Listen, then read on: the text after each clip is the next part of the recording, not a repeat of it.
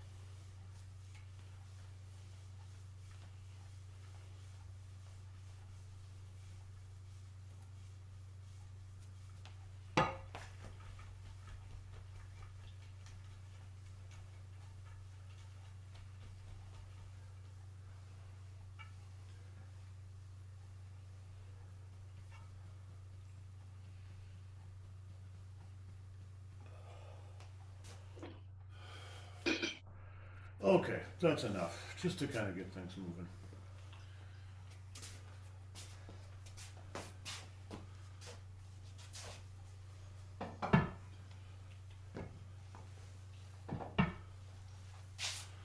Okay, so what I wanted to try to do today is James and I are going to basically be doing a private lesson, so to speak. And you guys are in the peanut gallery and you're watching. And the experiment is, are you going to feel something? Are you going to pick something up from this? This is not just something you do with your eyes. And it's definitely not something you do with your prefrontal cortex. It's something that you try to feel deeply in your body.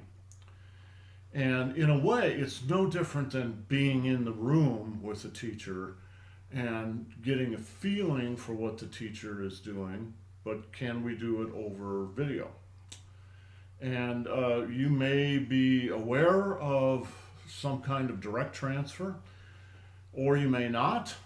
It may be something that comes on you later, right? So what I was wanting to focus on is push hands, Tosho. Push hands is if you were in a normal class that is meeting live, but it's a serious class, you would be learning forms and you'd be doing Qigong, but you'd also be doing push hands. Push hands is not fighting, and it is not sparring. It is a training regime. So if James and I are going to do a little pushing, we're training partners. We're training with each other because there's no way to feel certain things unless you've got a partner and the two of you are cooperating and giving yourselves a chance to experience certain things that you're just not going to be able to do on your own. That's what I'm hoping you can pick up a little bit of a feeling for. To really get into push hands takes years. And we're not going to have years. We're going to have a few minutes here. But if you're open to it, it is surprising how much you can pick up, not about push hands per se, because that's a whole art form, but about some of the aspects that come out most strongly in push hands that are also true for Qigong and also true for every other aspect of Tai Chi. And the one I want to focus on, we're going to talk a little bit about what is going on inside the body. So we're going to be talking about the energy body at a higher level than we have talked about it before. Not super high, but at least the next step. And the other thing I want to really focus on is called TINGJIN. TINGJIN means your listening energy. For Tai Chi, it is absolutely critical to develop TINGJIN. TINGJIN is a skill that is very important for the martial arts, but it's also important for the healing arts. So a Chinese traditional medical doctor, if they're working with you, or some of those who are essentially chiropractors in their field, they also develop TINGJIN, the ability to listen into the body. Ting, T-I-N-G, ting means your ear. Jin means energy. So TINGJIN means literally ear energy. Well, what is the energy of the ear? The ability to hear. It's a metaphor for being able to, obviously it is a metaphor. You're not actually physically listening to the body. You're opening your perception up to more subtle ways of perceiving. I just want to make sure you're recording it. Yeah. To more subtle ways of perceiving what's going on in the body. And those skills are not some special Taoist thing that you're going to learn and then you're going to be able to do wonderful things. They're just human capabilities. Lots of people in lots of different cultures develop things very similar to this. So we're going to start at the absolute simplest level, which is a good place to start. And I hope by starting at that very simple level, it's just your native abilities. You'll go, oh yeah, okay, well sure, I've had that experience. Okay, well, put that experience in this context, and then start to build on it, and you can build a real understanding. The reason this is so important in the martial aspect, or we could say the practical aspect, is Tai Chi as a martial art will not work if you do not have TINGJIN. Tai Chi is not about learning special applications that then you go out and you do to people and that makes you a good martial artist. It's about having more refined perception and the ability to hear things before they get to you, and then to develop ways to deal with them. Right? So We're going to start very slow, all right? And I just want to start with one circle, one yin and yang cycle out of the first move of the form. So let me demonstrate this, and then we're just going to very slowly, step by step, build what is going on, all right? So the one I'm thinking of is this one, right here. Very simple. It's just a simple circle, right? We could spend the rest of the week working on just that simple circle. So the thing I want you to think about, first off,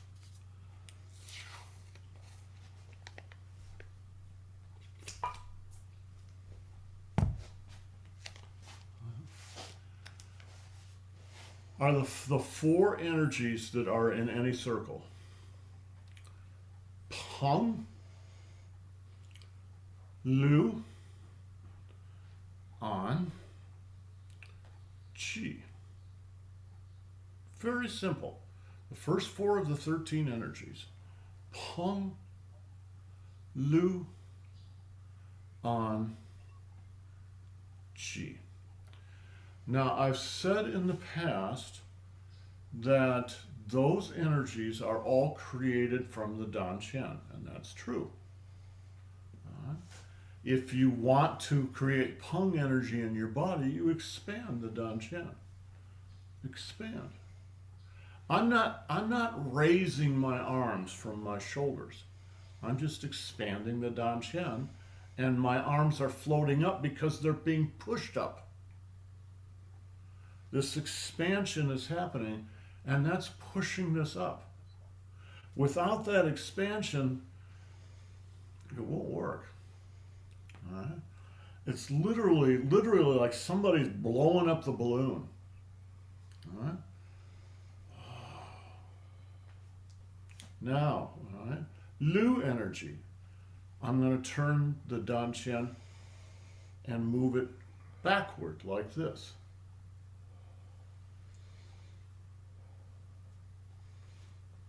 The Dan Qian is moving back. And then, on energy, boom, the Dan Qian moves down. Once I feel the downward flowing qi hit the ground at my heels, boom, right there, then the Qi energy comes out. The Qi energy, right? Peng, Lu, An, Qi. Peng, Lu, An, Qi. So if you were only looking at the Dan Qian in isolation from the rest of the world, you could say what's happening is it's expanding and turning up. It goes back, it goes down, it goes forward. And all that's true, but that's not the only thing that's going on. That's kind of just isolating the Dan Qian so you understand what that aspect is. And yes, it has to happen, right? But there's lots of other things happening. So we're just going to go another level up above that, right? You can, when you create Peng in the body, you can aim it, so to speak, right? So in this case, I'm essentially aiming it straight ahead of myself.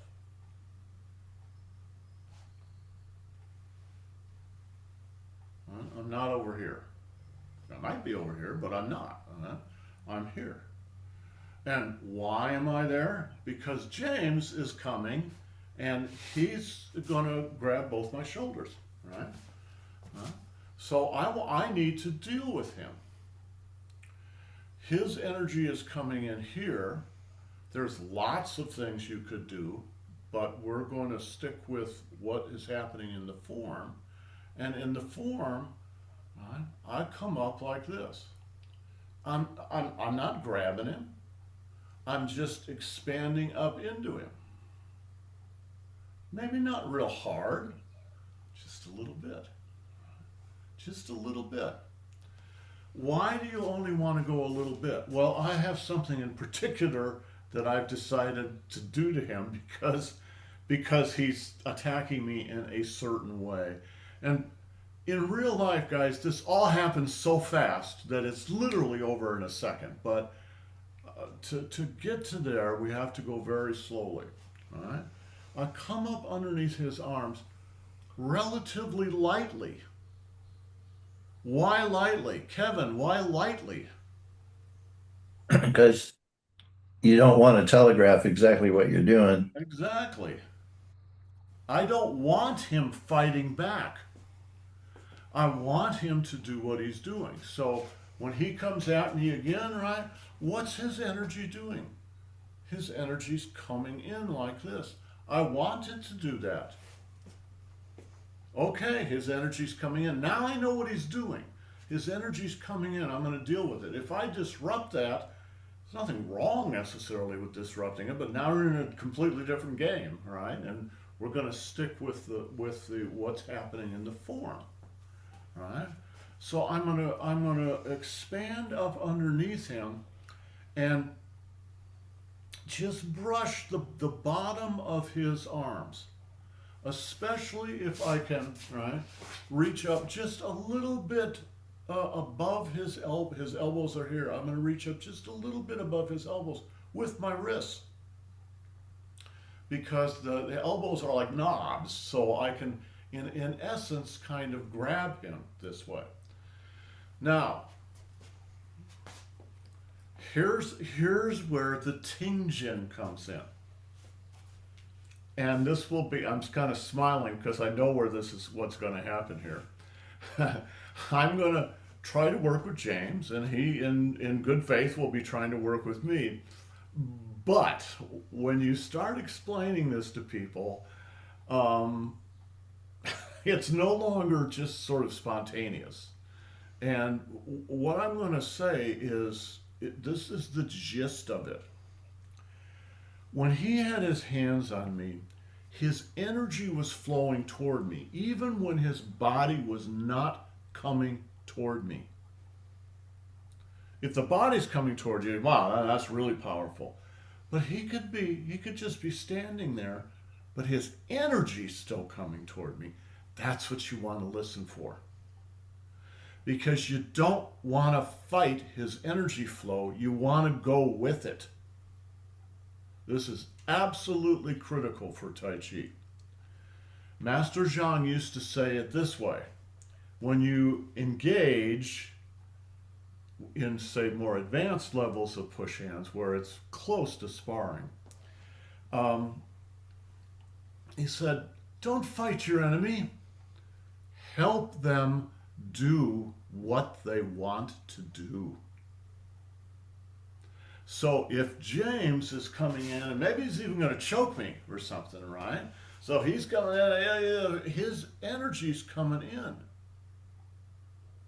So don't fight him. Bring your energy in. Well, don't fight him and try and force his energy away. Master Zhang would say, "Oh, you cow! You fight like a cow." The energy coming in, and you're fighting it. You're what he meant by cow was bull. You're just bullying each other. Don't bull with each other. This is much more sophisticated than that. So instead, what you want to do is help him do what he wants to do in a certain way, but then redirect it so that it's not a problem for you. All right? So let's say again, right? He's coming in. Now, he has to be coming in. If he's not coming in, so pull your energy back into your center. All right, he's not coming in. So what I'm about to talk about won't work. You don't even bother trying to do it. Because the energy must be coming toward you. Okay, bring it toward me, right? Right? Then you bring him in. Now, when you bring him in, what he will do, what everyone does, when they feel you pull them in, they're going to do just the opposite. They're going to pull back. All right, so again, he comes in, right? You pull him in. He's going to pull back. Now you sink your energy into your heels.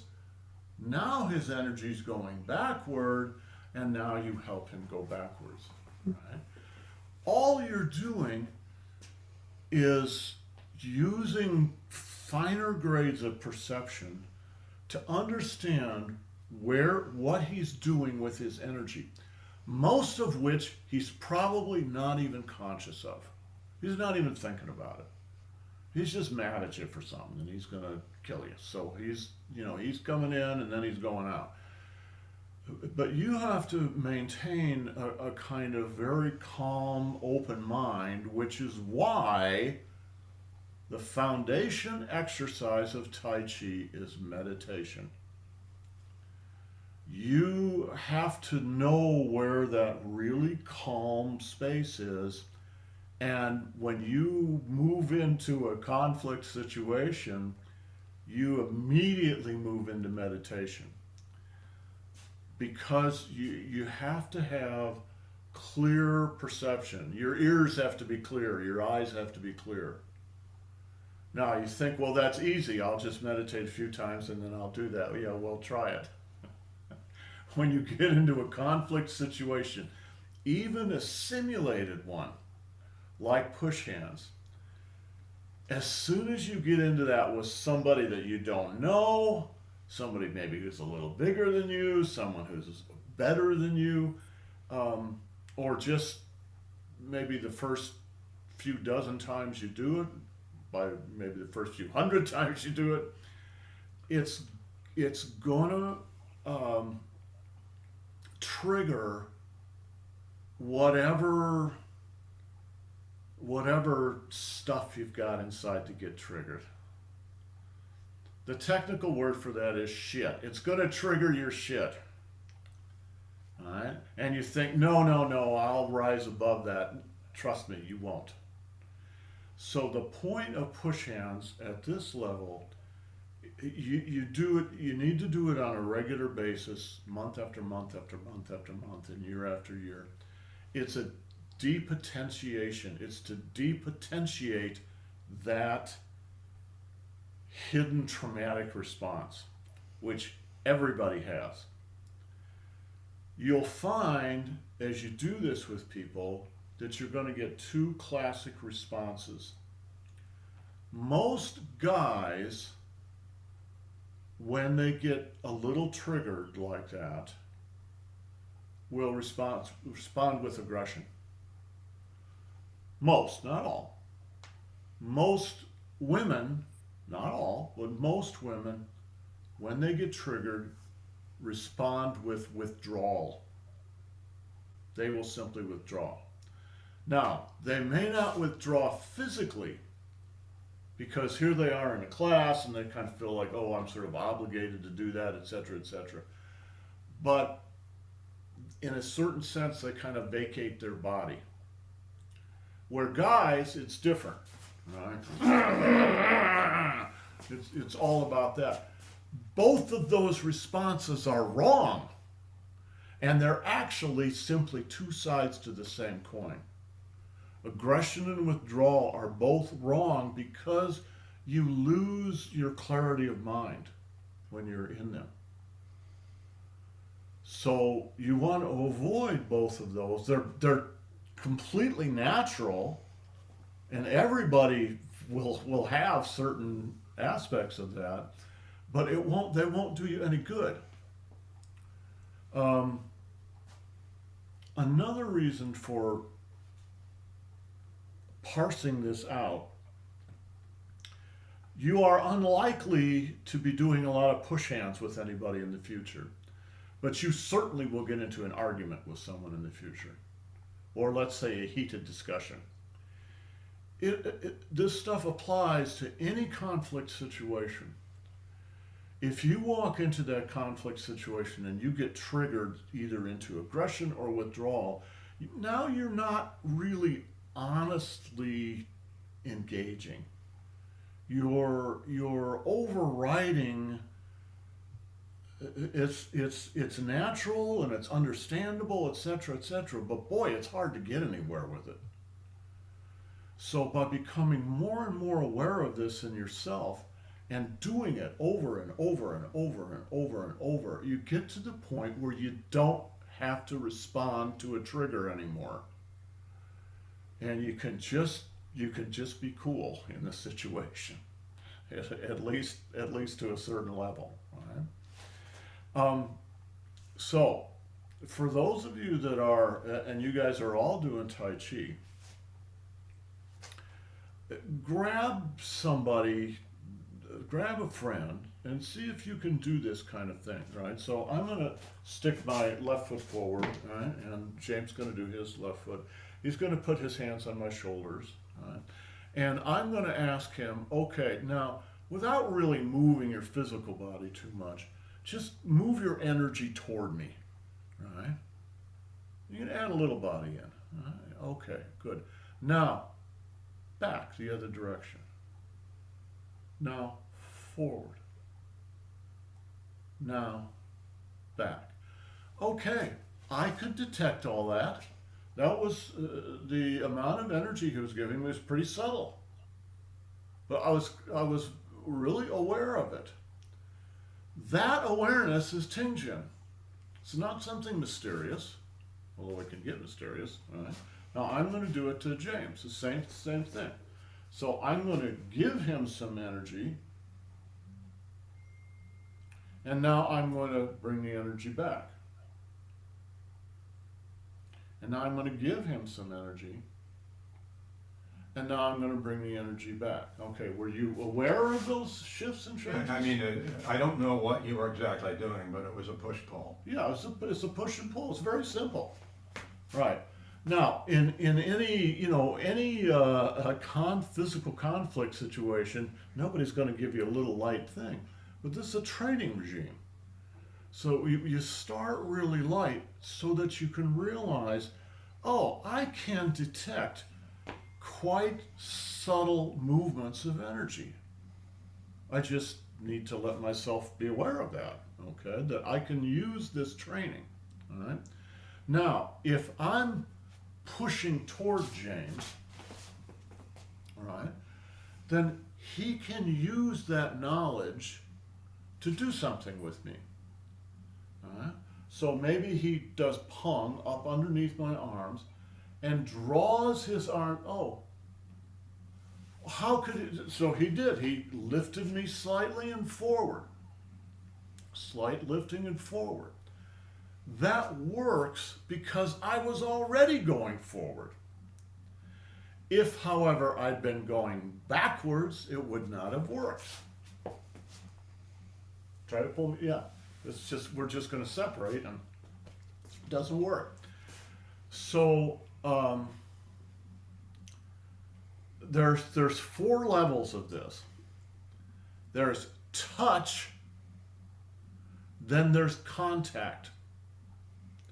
You can touch someone without being in contact with them.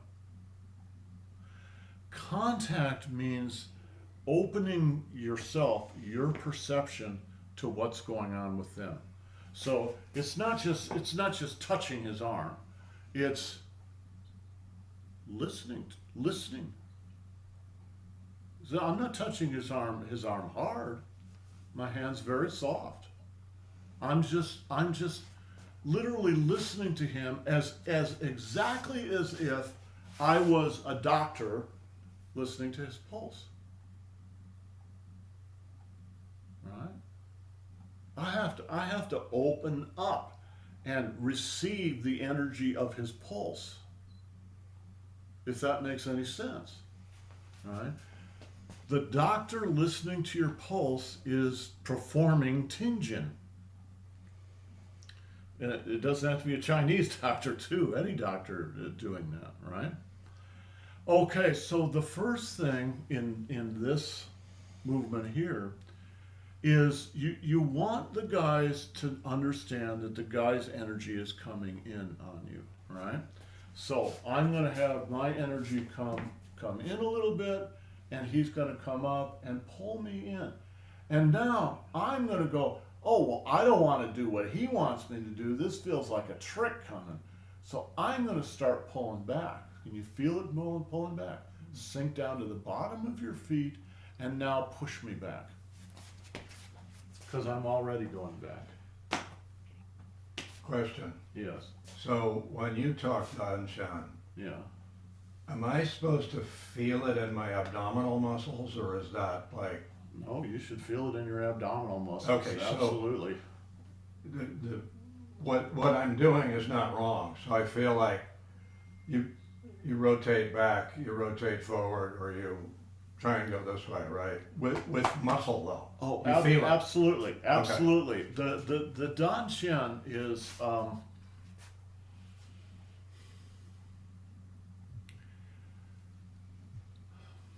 it's not something airy fairy in your head. It's something that's created. It's like an energy vector, but it's not separate from your physical body. If you didn't have a physical body, you wouldn't have a Danshan. At least not the way that we do. Right? So when you're doing what James just did, right? 1, 2, 3, 4. The Danshan's doing 4 things. But that's not all that's going on. There's something else going on. And I wanted to get to this and talk a little bit about the microcosmic orbit. And then you guys can take this and you can work with this idea. If you can grab a friend or a partner and work with this idea. The microcosmic orbit, all right, runs in the front of the body and it runs in the back of the body. But another way to think about it is it's just a bungee cord inside your body. All right? When you want to pull somebody toward you, the way you do it is by using your bungee cord.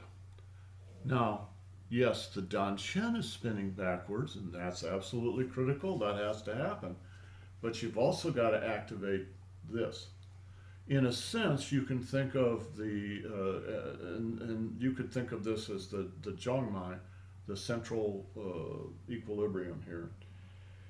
And it has 3 positions, right? Right in the middle of the body, right in the front of the body, and right in the back of the body. And how you use it is like this. If I'm going to pull somebody in toward me, what's going to happen with this? What does this need to do? For every action, there must be an equal and opposite reaction. So how to power the action is to power the reaction. So if I'm pulling back like this, what does this do? Jill, what does this do? If I'm going to pull back, what does this need to do? Yes, it's going to open and close, but think about this. If I'm coming back and there needs to be an opposite reaction, what does this need to do? Needs to go forward, right?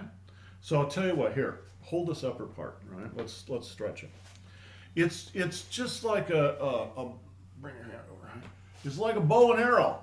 Boing, boing. It's exactly like this. Boing.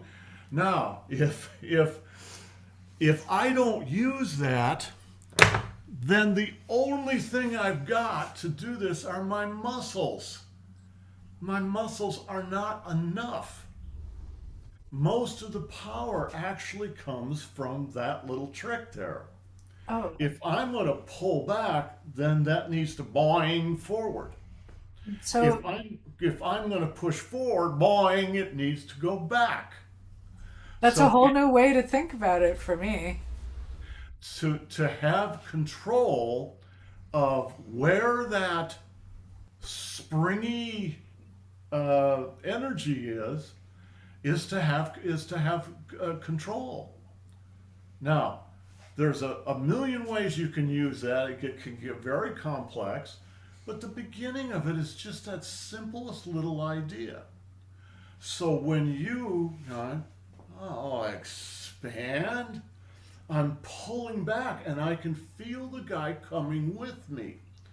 And then I'm going to sink into the ground.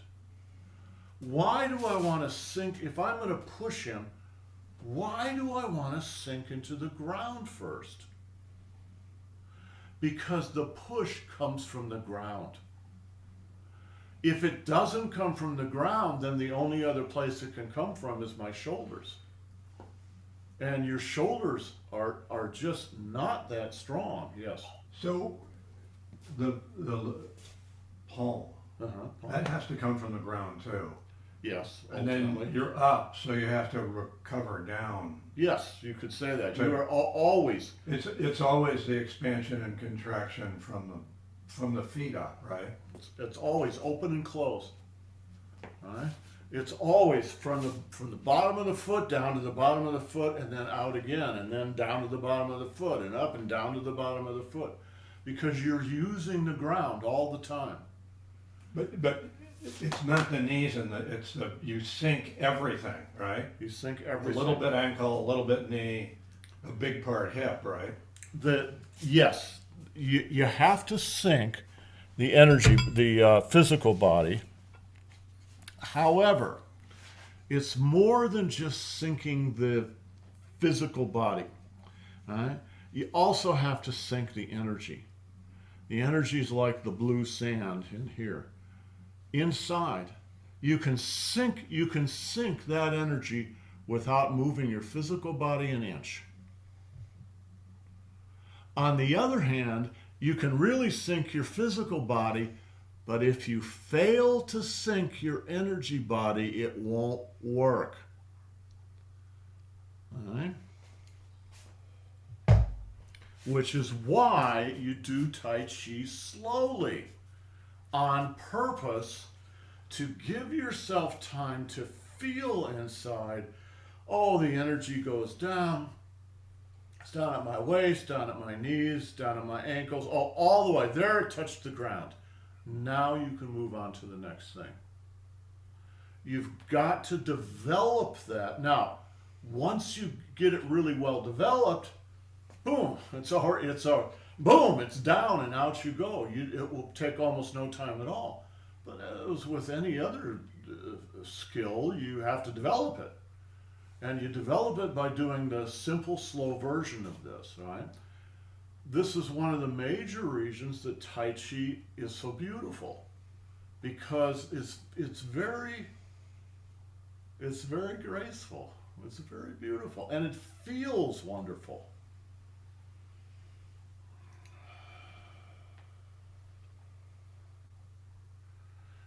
Pulling my hands back. Pulling my hands back. What is my inner core doing? Joe, what's my inner core doing? Moving forward. Well, what if my hands are going like this? Then it must be going back. All right? It's always true. Now, we're looking at kind of simplest possible case, just so it's very clear what's happening. But the much more complex moves,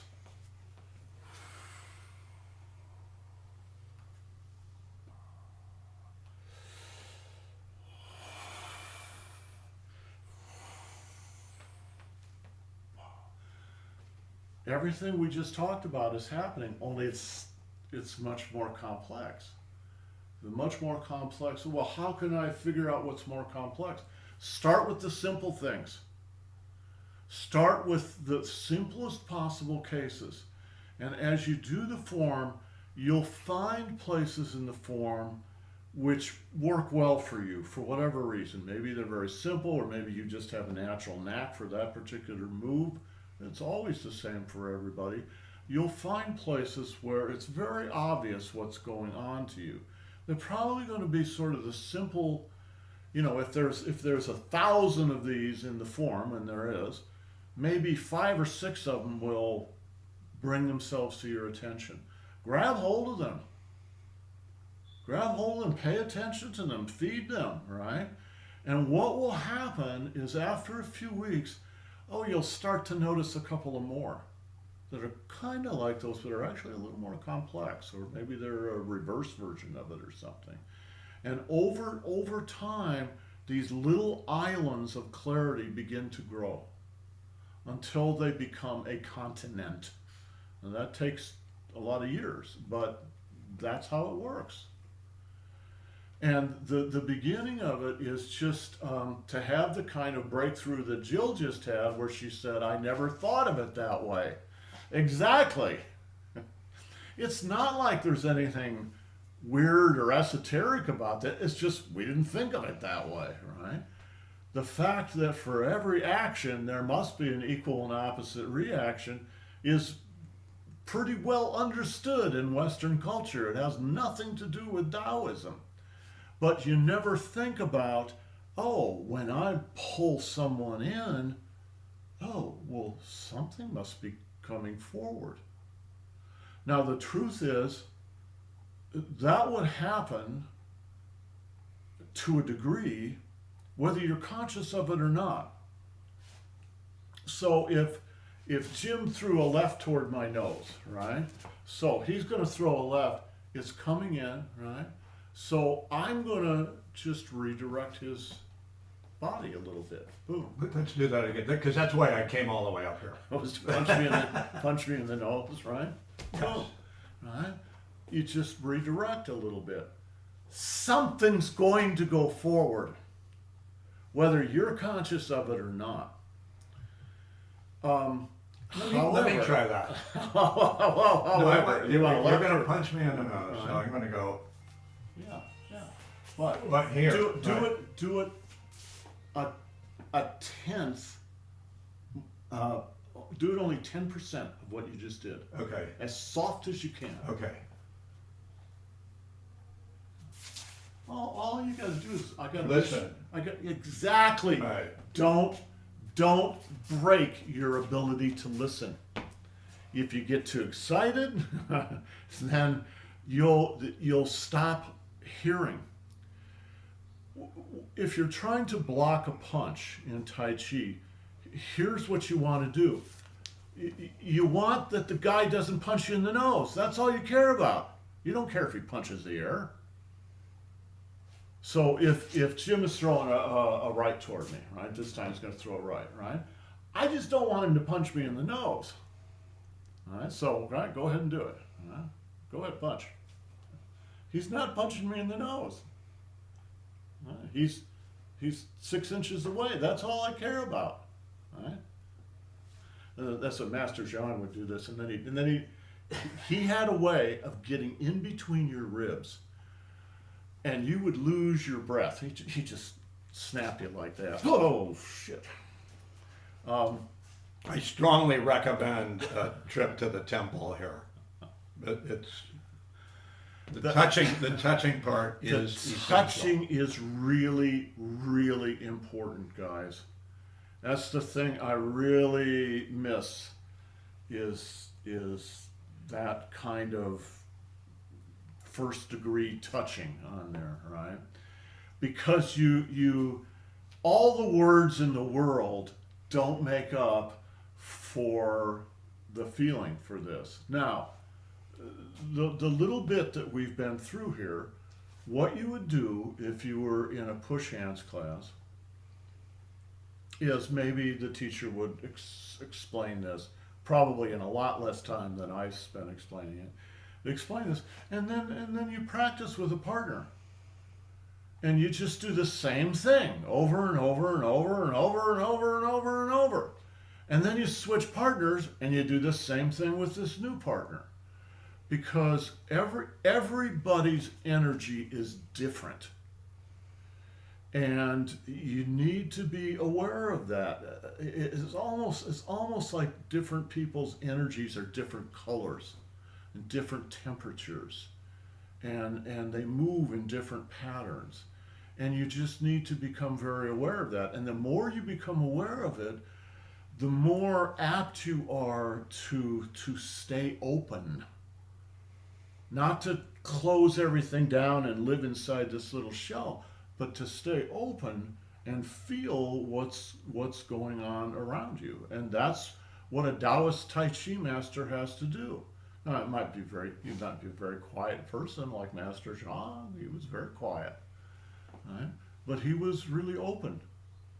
And I can remember the first few months that I was working with him, it was like he could do things that were magical. It's like, how the hell is he doing that? Well, as you would get more used to what he was doing and you start to see what's going on, you realize, oh, okay, well, I can't do it, but I'm beginning to see what it is he's actually doing. Now, both Master Zhang and Master Feng always said the same thing. Speaking of themselves as teachers, they would say, if I don't show you, you won't see it. Because they had been doing all this so long, their movements and their minds had become so efficient that you would just not see the trick. The trick would be over before you even zoned in on anything, right? So they would slow everything down and make it really obvious what was happening. That wouldn't mean you could do it, but you could begin to see it. And then they would I don't want to be anything but kind to my poor demo. Your crash dummy? My crash dummy. Yeah. But if you moved on to, I'm going to do this very, very lightly. However, I'll be the judge of that. I'll tell you that Master Zhang would not do it lightly. So I'm going to be firm, but I'm not going to be terroristic about it. He would feel into your body, right? Now I can feel the stiffness in his arm, the resistance in his arm. So I'm going to go right beyond his wrist to his elbow and up to his shoulder, right? And then begin to twist the opposite way. Right? You have to be able to feel inside the body, just like you're a bone worker. I forget what the Chinese name for it is, but there's a tuna, something like that. There's a whole art of chiropractic in China that's like that, right? Now, Master Zhang, right, if he felt this much resistance in here, right, starting in here, then he would begin to move you down very close to the ground, and then he would start to work you over. And you would, trust me, you would do whatever he wanted you to do because you had to. And he was very, very, very good at reading, his ability to read your body and the angles it was at, and to find the geometry that would tie you into a pretzel. He would just tie you into a pretzel, and there wouldn't be anything you could do about it. Right? It was a lot of fun. However, we're not going to do that kind of push hands. We're just talking about, right, being aware. So here's an exercise for you to do with a friend, right? And you can just do it yourself in front of a mirror. Gather in, push out. Gather in, push out. Gather in, push out. Gather in, push out. Gather in, push out. Now, when you gather in, right, you're going to sink down to the bottom of your feet, but I just didn't emphasize that. Gather in, sink, push out. Gather in, sink, push. All right? Now, if you were doing this, we're going to close with this. Practice that, because it's everywhere, everywhere, everywhere in the form. When you do this, that's no different than pushing out here. It just happens to be at an angle. All right? Gather in, push out. Gather in, push out. Gather in, push out. All right? Activate the inner core like this.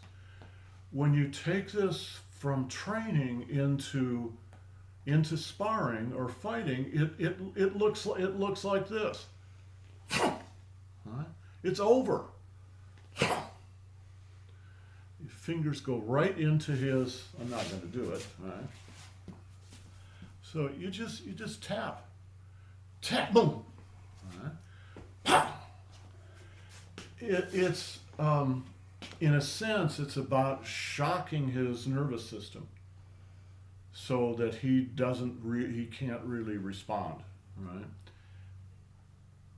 But that's way over there. And I know Jill likes the idea of getting out there and beating a few people up, but just think about that. Into the tips of your fingers, back of the wrists, tips of the fingers, back of the wrists, tips of the fingers.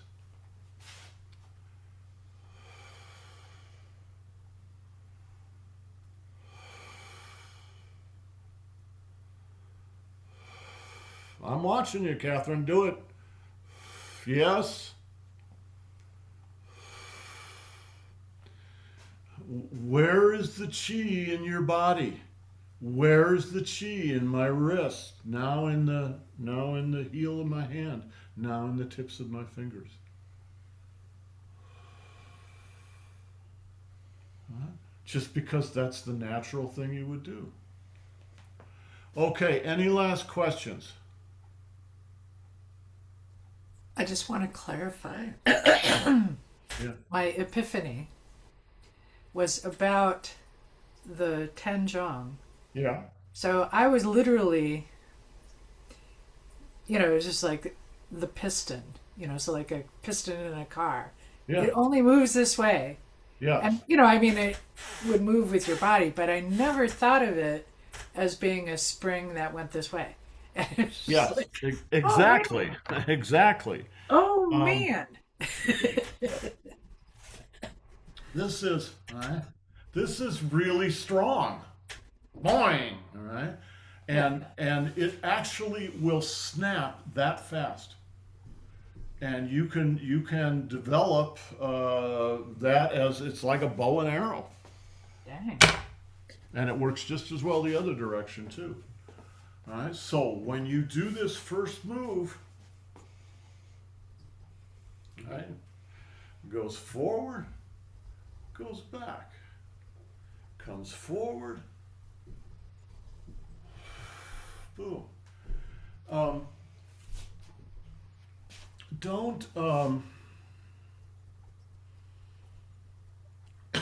Don't get too obsessive about trying to fit any of these things into every little move, because as soon as you move out of the simplest moves, it starts to get more complex. There's more stuff going on. Just find a simple move like this where it's very obvious what's going on, and just practice that. Now what you'll find is you'll just naturally start doing it in other places where it's appropriate. All right? Because this is not like what we just explained with this. It's not some weird esoteric thing. This is just how the human body works. All right? Okay, good? Good. Okay, James, thank you. All right. Guys, have yourselves a great day. We'll see you next time.